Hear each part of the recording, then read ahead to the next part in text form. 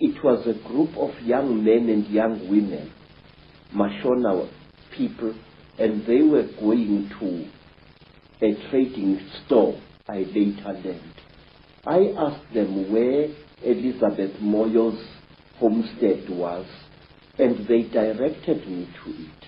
But they kept a safe distance away from me. And later I learned why.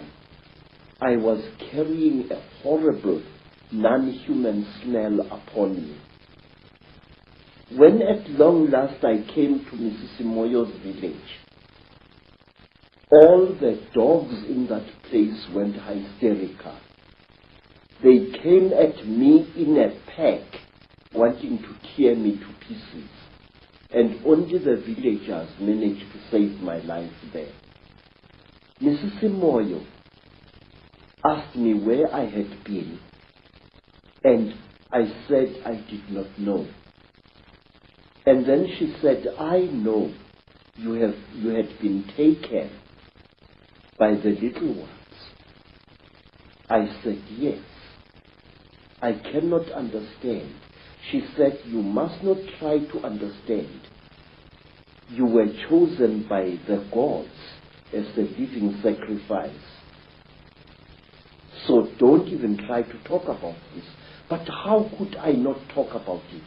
I wanted to understand what had been done to me, by whom and why. Even now, sir, I still want to understand what it was all about. And many years later, I met a remarkable white woman, Elizabeth Clara, a famous South African woman who had worked for British intelligence during the war, and who, we are told, had been impregnated by a being from the stars, Akko. I asked Elizabeth what was the meaning of the strange thing which was done to me, because since that time I had come across many black people, well over 200, who had been through the same torture as I.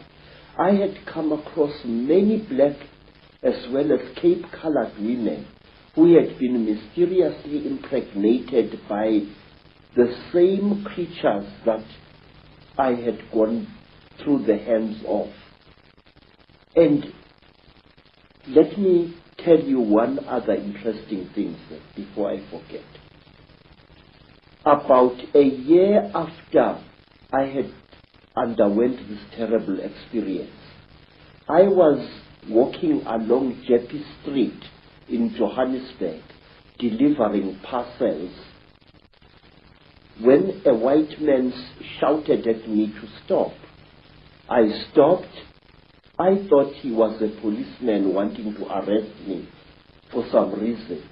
And when I tried to produce my identity document, the white man said, listen, I don't want your nasty word, passbook kefa. I said, then sir, what do you want, boss? He said, listen, where did I see you?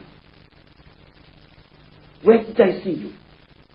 I said, I don't know that. But he looked very familiar to me. And then he said, listen, don't bullshit me, man. Where did I see you? Where did you and I meet? Then I said to him, I saw you in Rhodesia, in a certain place.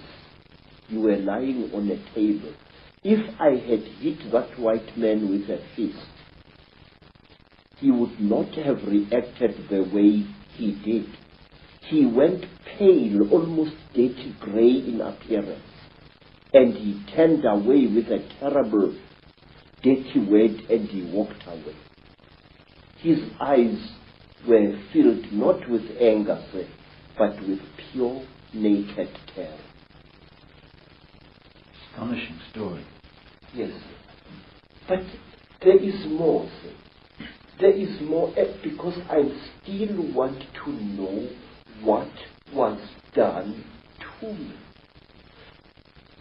Say, one day you and I must talk more in greater depth than now. I would like to tell you that since that time, I have found that I know things that a man of my standard of education shouldn't know. These hands, and those who know me can confirm this, these hands not only have made these sculptures using ancient African metal casting secrets. These hands, believe it or not, can make guns and working jet engines.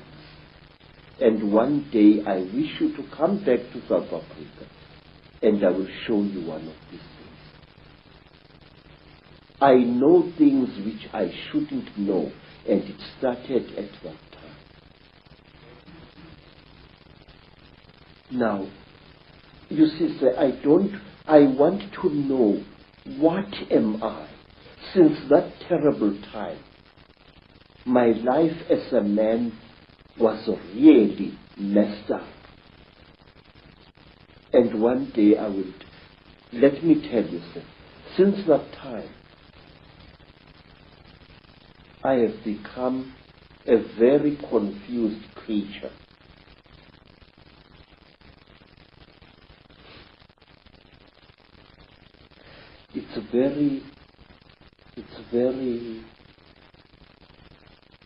It's embarrassing, really.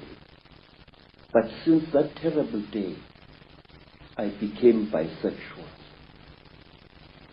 which to me as an African is very, very disgusting.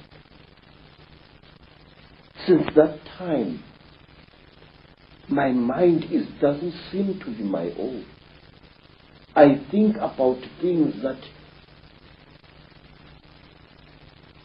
a man like me shouldn't bother himself about. I worry about people. It's sickening. I have ruined my life because of worrying about people. I feel that I want to take every human being on this earth by the shoulders, shake them roughly and say, listen, Pastor, there is more to this earth than you think. Say, I have seen the cheetah. I have smelt them. I have had personal experience of these. And there are people who claim that these creatures are gods. There are people, sir, who claim that these creatures are experimenting on us. That is a lot of rubbish. These creatures are harvesting us. These creatures are not aliens, Mr. Icke. These creatures are sexually compatible with our women. And what does that tell you? It tells you that they came from here.